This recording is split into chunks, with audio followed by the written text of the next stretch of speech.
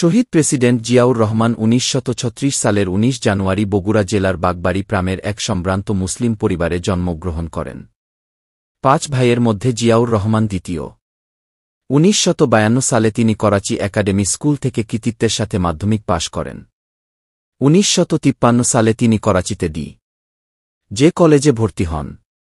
একই বছর তিনি কাকুল মিলিটারি একাডেমিতে ক্যাডেট হিসেবে যোগদান করেন এবং ১৯৫৫ সালে সামরিক বাহিনীতে কমিশন লাভ করেন। করাচিতে ২ বছর চাকরি করার পর ১৯৫৭ সালে তিনি ইস্ট বেঙ্গল রেজিমেন্টে বদলি হয়ে পূর্ব পাকিস্তানে আসেন। এছাড়াও তিনি ১৯৬৯ থেকে ১৯৬৪ সাল পর্যন্ত পাকিস্তান সেনাবাহিনীর গোয়েন্দা বিভাগে কাজ করেন।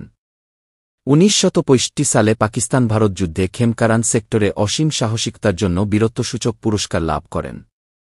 ১৯৬৬ সালে তিনি পাকিস্তান মিলিটারি একাডেমিতে ইন্সট্রাক্টর পদে নিয়োগ লাভ করেন। একই বছর তিনি পশ্চিম পাকিস্তানের কোয়েটার স্টাফ কলেজে কমান্ড কোর্সে যোগ দেন। ১৯৬৯ সালে তিনি মেজর পদে পদোন্নতি পেয়ে পূর্ব পাকিস্তানের জয়দেবপুরে 2nd ইস্ট বেঙ্গল রেজিমেন্টের 2nd ইন কমান্ড হিসেবে দায়িত্বভার গ্রহণ করেন। ১৯৭১ সালের ২৫ মার্চ পাকিস্তানি হানাদার বাহিনী গভীর রাতে পূর্ব পাকিস্তানের ঘুমন্ত, নিরীহ ও নিরস্ত্র বাঙালিদের উপর বর্বর হামলা চালিয়ে হত্যা ও মানুষের ঘর বাড়ি জ্বালিয়ে এক ভীতিকর পরিস্থিতি শুরু করলে জিয়া দখলদার পাকিস্তানি বাহিনীর বিরুদ্ধে বিগ্রহ ঘোষণা করে মুক্তিযুদ্ধে ঝাঁপিয়ে পড়েন। যুদ্ধে পরাজিত হলে নির্ঘাত মৃত্যু জেনেও সেদিন দেশমাতৃকার মুক্তির জন্য যুদ্ধে অংশগ্রহণ করেছিলেন। স্ত্রী, সন্তানদের জীবন বিপন্ন হতে পারে জানা সত্ত্বেও জিয়াউর রহমান মুক্তিযুদ্ধকে বেগবান করার জন্য নিজ নামে জেড ফোর্স গঠন করেন। এছাড়া মুক্তিযুদ্ধে ১ নং সেক্টরের সেক্টর কমান্ডার হিসেবে মুক্তিযুদ্ধে বীরত্বপূর্ণ অবদান রাখেন। দীর্ঘ ৯ মাস রক্তক্ষয়ী যুদ্ধের পর দেশ পরাধীনতার শৃঙ্খল থেকে মুক্ত হলে লাল সবুজের পতাকায় শোভিত স্বাধীন দেশে তিনি পুনরায় সেনাবাহিনীতে ফিরে যান এবং ১৯৭২ সালে সেনাবাহিনীর ডেপুটি চিফ হিসেবে পদোন্নতি লাভ করেন। ১৯৭৩ সালের শেষের দিকে তিনি মেজর জেনারেল পদে উন্নীত হন। প্রেসিডেন্ট জিয়া বহির্বিশ্বে দেশের অপ্রচলিত গার্মেন্টস শিল্প, হিমায়িত খাদ্য, হস্তশিল্প, চামড়া ও চামড়াজাত পণ্যের বাজার সম্প্রসারণ করেছিলেন।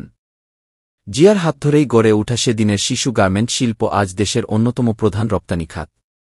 দেশের জনসংখ্যার অর্ধেক নারী। এই বিপুল সংখ্যক নারীকে কর্মহীন রেখে কোনোভাবেই যে সদ্য স্বাধীন একটি জনবহুল দেশের উন্নয়ন সম্ভব নয় সেটা উপলব্ধি করে শহীদ জিয়া নারীদেরকে দেশের অর্থনৈতিক কর্মকাণ্ডে সম্পৃক্ত করে দেশের সার্বিক উন্নয়নের চাকাকে গতিশীল করার জন্য মহিলা বিষয়ক মন্ত্রণালয় প্রতিষ্ঠা করে নারীদের ক্ষমতায়ন ও সমাজে তাদের যথাযথ সম্মান নিশ্চিত করেছিলেন। বিজ্ঞান শিক্ষার প্রচার ও প্রসার এবং বিজ্ঞান মনস্ক জাতি গঠনে তিনিই প্রথম দেশে পৃথক একটি বিজ্ঞান ও প্রযুক্তি মন্ত্রণালয় প্রতিষ্ঠা করেছিলেন। সাধারণ শিক্ষার সাথে মাদ্রাসা তথা ধর্মীয় শিক্ষার সমন্বয় সাধন করে নৈতিকতা সম্পূর্ণ সুনাগরিক গড়ে তোলার জন্য স্বাধীন দেশের সর্বপ্রথম ইসলামী বিশ্ববিদ্যালয় প্রতিষ্ঠা করেছিলেন, যা আবার স্বাধীন দেশে প্রতিষ্ঠিত প্রথম পাবলিক বিশ্ববিদ্যালয়। শহীদ রাষ্ট্রপতি জিয়াউর রহমান স্বাধীন ও নিরপেক্ষ পররাষ্ট্রনীতি অবলম্বন করে সহজেই বিশ্ববাসীর দৃষ্টি আকর্ষণ করতে সক্ষম হয়েছিলেন। তিনি ক্ষমতায় এসেই ইন্দো সোভিয়েত বলয় থেকে বের হয়ে আমেরিকা ও চীনের দিকে বন্ধুত্বের হাত বাড়িয়ে দিয়েছিলেন। তাতে তিনি সফলও হয়েছিলেন। তিনি তার সাহসী, চৌকস ও দূরদর্শী পররাষ্ট্রনীতির কারণে মুসলিম বিশ্বের আস্থা অর্জন করতে সক্ষম হয়েছিলেন। তিনি তার স্বল্প সময়ের রাষ্ট্রীয় দায়িত্ব পালনকালে ইরাক-ইরান যুদ্ধে একক মধ্যস্থতাকারী হিসেবে ভূমিকা পালন, আল কুদস কমিটির সদস্য হিসেবে নির্বাচিত হওয়া, ফিলিস্তিন জনগণের প্রতি অবিচল সমর্থন, ওয়াইসিকে একটি কার্যকরী সংগঠনে পরিণত করার ক্ষেত্রে শহীদ জিয়ার ভূমিকা মুসলিম বিশ্ব আজও শ্রদ্ধার সাথে স্মরণ করে। তিনিই মূলত মুসলিম বিশ্বে শ্রমবাজার সৃষ্টি করে সরকারিভাবে কর্মী প্রেরণ করেন। শহীদ জিয়া দক্ষিণ এশিয়ার রাষ্ট্রগুলোর মধ্যে আঞ্চলিক সামাজিক, অর্থনৈতিক ও ভূরাজনৈতিক ঐক্য সৃষ্টির জন্য সার্ক প্রতিষ্ঠার উদ্যোগ গ্রহণ করেছিলেন। তাই তাকে সার্কের স্বপ্নগ্রষ্টা বলা হয়ে থাকে। বন্ধুরা, ভিডিওটি ভালো লাগলে লাইক কমেন্ট করতে ভুলবেন না। এতক্ষণ সাথে থাকার জন্য ধন্যবাদ।